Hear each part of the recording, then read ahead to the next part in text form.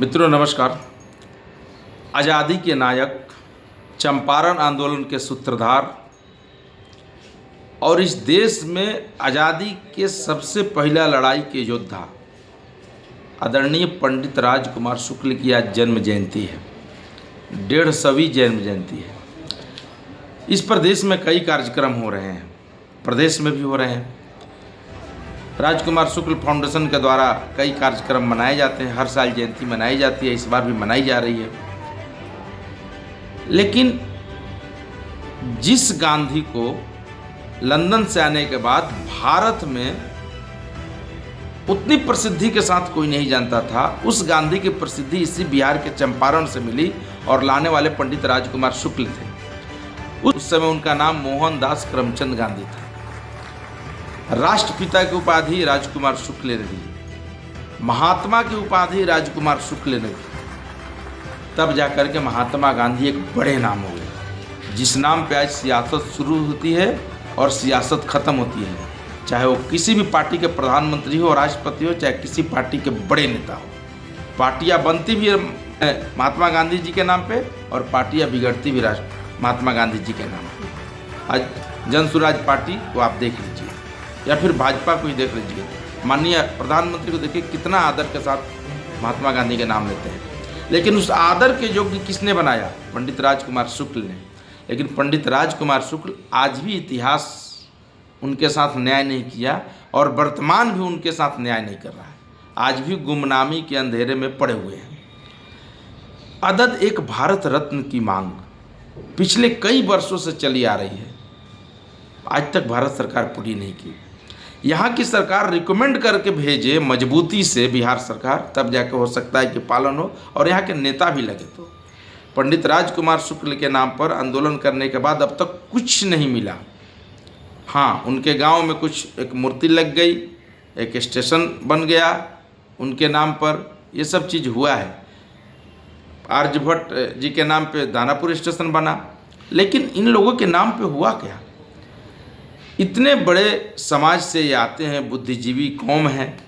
पंडित राजकुमार शुक्ल अपनी सारी संपत्ति जायदाद बेच दी नीलहो के खिलाफ आंदोलन करने में। अंग्रेजी हुकूमत ने 1 बीघे में 3 कट्ठा नील की खेती कराने की ठान ली थी और वो कराते थे जबरन, और इसी का विरोध पंडित राजकुमार शुक्ल किए और ज़बरदस्त आंदोलन हुई थी। उस आंदोलन में महात्मा गांधी के आने के बाद पंडित राजकुमार शुक्ल की जीत हुई और यहीं से मोहनदास करमचंद गांधी महात्मा गांधी बने, जिन्हें बापू भी कहा गया। लेकिन क्या प्रधानमंत्री जी इस ओर ध्यान देंगे? अब यहाँ पे आपको शुरू करते हैं। 2016 में हम लोगों ने पहली बार जयंती इनकी मनाई थी। पहले पुण्यतिथि मनाए थे, फिर जयंती मनाए थे। पुण्यतिथि जो मना था, जो पुराना बिहार संग्रहालय है उसमें मना था। सतीश भट्ट जी गौडाड़ के वो आए थे पटना से, गौडाड़ से चल के शाहपुर विधानसभा से, और उन्होंने ये कार्यक्रम आयोजित किया था। हम लोगों ने बढ़ चढ़ कर उसमें हिस्सा लिया था।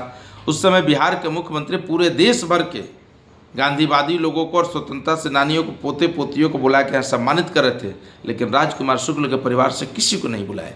उसी के विरोध में आंदोलन शुरू हुआ था। उसके बाद जयंती लगातार मनते रहा। 5 डिमांड थे, आज तक एक भी डिमांड पूरे नहीं हुए।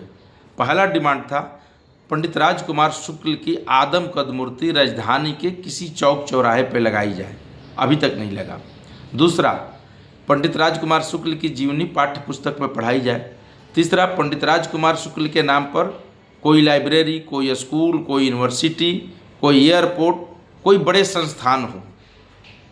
चौथा, पंडित राजकुमार शुक्ल के नाम से उनके गांव का स्टेशन जाना जाए और उनके जन्मभूमि को पर्यटन के रूप में डेवलप किया जाए। और 5वां मांग था कि पंडित राजकुमार शुक्ल जी के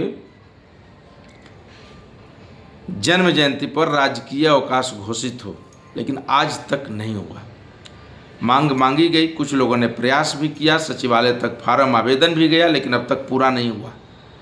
तो जो कौम रोता नहीं है, जो कौम चिल्लाता नहीं है, जो कौम संघर्ष नहीं करता है, उसको कुछ नहीं मिलता इस बिहार में और देश में।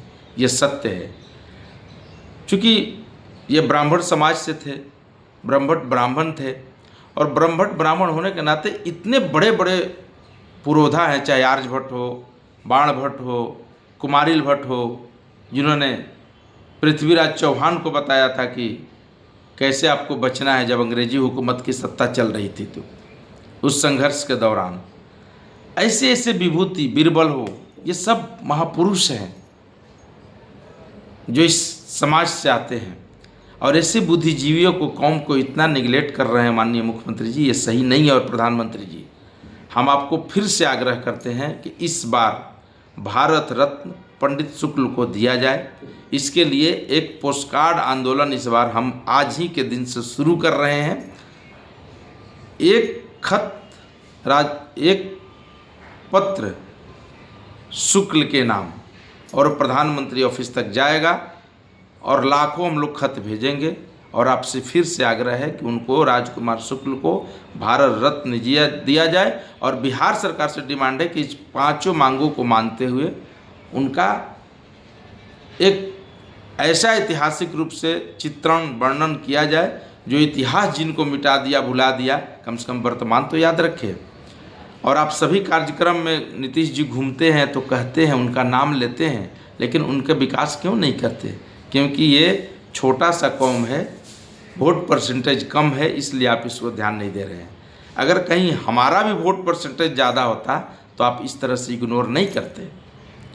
तो आपसे निवेदन है कि पंडित राजकुमार शुक्ल के लिए भारत सरकार भारत रत्न दे, मोदी जी, और बिहार सरकार इस 5 मांगों को मानते हुए शुक्ल जी के जीवनी को आगे बढ़ाए और हम लोग को जयंती मनाने का बेहतरीन अवसर प्रदान करें, जिसमें माननीय मुख्यमंत्री जी भी शामिल हों।